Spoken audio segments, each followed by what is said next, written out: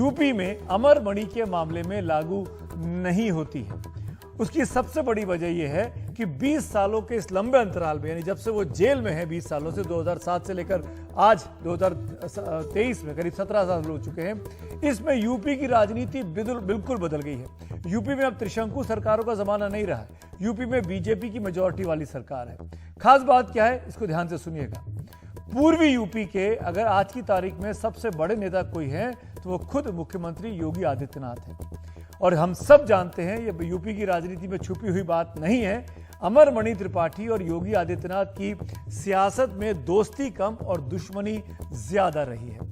यहां तक कि बीजेपी ने यूपी में अब ब्राह्मण नेताओं की फौज जमा कर ली है।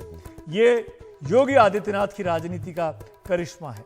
खुद ठाकुर हैं योगी, लेकिन अपने आसपास की सीटों पर बहुत से ब्राह्मणों को उन्होंने सांसद बना दिया है। गोरखपुर से बीजेपी के जो सांसद हैं वो रवि किशन, मशहूर एक्टर, जो आजकल सांसद बनने के बाद अपना सरनेम शुक्ल जरूर लिखते हैं, तो रवि किशन शुक्ल जो है वो गोरखपुर से सांसद हैं। बस्ती एक और लगी हुई सीट है इस इलाके से, वहां से हरीश द्विवेदी साहब सांसद हैं। देवरिया एक और पड़ोस की सीट है, वहां से रमापति राम त्रिपाठी वो बीजेपी के सांसद हैं, एक और ब्राह्मण। और कुशीनगर से विजय दुबे सांसद हैं, वो भी भारतीय जनता पार्टी के ही नेता हैं और सांसद हैं। यानी पूर्वी यूपी में ब्राह्मण नेताओं की फौज योगी आदित्यनाथ और भारतीय जनता पार्टी ने खड़ी कर ली है। इसीलिए किसी भी कीमत पर अमरमणि जैसे व्यक्ति को, जिसके ऊपर हत्या साबित हो चुकी है, जो हत्या की सजा काटकर लौट रहा है, उसके साथ योगी आदित्यनाथ नहीं दिखना चाहेंगे। उसकी बहुत बड़ी वजह यह भी है कि अगर योगी ने अमरमणि का साथ दिया तो जो उनकी छवि बनी है कि वो कानून के रखवाले हैं, कड़े प्रशासक हैं, उस छवि पर विपरीत असर पड़ेगा। इसीलिए आज जब अमरमणि त्रिपाठी रिलीज हो रहा है तो उसकी जेल के बाहर कोई भी भीड़ नहीं है, कोई भी लोग नहीं है। अभी तक हालांकि रिहा नहीं हो पाया है, लेकिन उम्मीद है कि आज शाम तक, रात तक उनकी रिहाई वहां से हो सके। तो ये तो बहुत बड़ी बात रही। इस पूरे खेल में यूपी की सियासत पे क्या असर डालेगा, तो बीजेपी के लिए हम कह सकते हैं कि अमरमणि त्रिपाठी उनको पसंद नहीं है, खासकर योगी आदित्यनाथ को, जो कि यूपी में बीजेपी के सबसे बड़ा नेता है। एक और इंपॉर्टेंट चीज, आज जो यूपी सरकार ने अपना आदेश दिया उसमें यह बात कही कि 17 साल से ज्यादा समय से अमरमणि और उनकी पत्नी मधुमणि जेल में है और दोनों का व्यवहार इस दौरान बहुत अच्छा रहा है। आदेश में समय से पहले रिहाई को लेकर मई 2022 के सुप्रीम कोर्ट का आदेश का हवाला भी दिया है सरकार ने।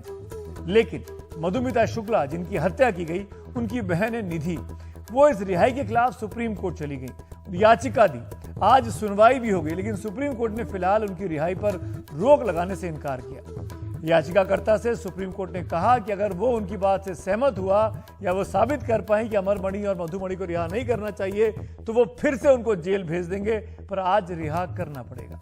सुप्रीम कोर्ट ने नोटिस जारी करके 8 हफ्ते में जवाब भी मांगा है। इस बीच अमरमणि की दबंगई के कई किस्से हैं जो खुद मधुमिता की बहन जो हैं वो निधि शुक्ला बताती हैं। निधि का आरोप है कि मधुमणि 2012 से मधुमणि और अमरमणि, जो कि जिनको जब सजा मिलती है उत्तराखंड की कोर्ट से, वो दोनों 2012 से गोरखपुर के एक अस्पताल में भर्ती हैं। 2012 से लेकर आज 2023, इतना लंबा वक्फा हो गया। 11 साल से किसी बीमारी का इलाज दोनों पति पत्नी अगल बगल के कमरे में रहकर करा रहे हैं। यानी वो जेल गए ही नहीं, उन्होंने अस्पताल को ही कथित तौर पर, जो कहते हैं ना, जो बीमार होते हैं तो अस्पताल से जेल भेज दिया जाते हैं, जेल से अस्पताल भेज दिए जाते हैं, वही स्थिति में आज मधुमणि और अमरमणि हैं। यानी इस बीच में उनके बेटे की शादी हुई अमरमणि की, तो जब मर्जी हुई अमरमणि की वो जेल से अपने रसूख का इस्तेमाल करते हैं, वकीलों के जरिए, कोर्ट के जरिए, कभी लखनऊ चले जाते हैं, कभी दिल्ली पहुंच जाते हैं। तो 12-13 साल हो गए सजा मिले, लेकिन ये व्यक्ति अस्पताल में है, जेल में नहीं है। क्या कहना है निधि शुक्ला का, ही सुनते हैं। मेरी यही उम्मीद है कि अमरमणि को जेल भेजा जाए और उनकी जो उम्र कैद की सजा है वो पूरी की जाए और वो अपनी सजा अस्पताल में नहीं काटें। तो यही मेरा कहना है और गवर्नर साहब से मेरा यही निवेदन है कि उनको भ्रमित करके जो आदेश कराया गया है वो गलत है। भ्रष्ट अधिकारियों ने गलत रिपोर्टें बनाई हैं, क्योंकि जो मेरे पास कागज है, जो हमने चिट्ठियों के द्वारा सबको दिए हैं, वो ये साबित करते हैं कि 12 सालों से अमरमणि मधुमणि जेल गया ही नहीं।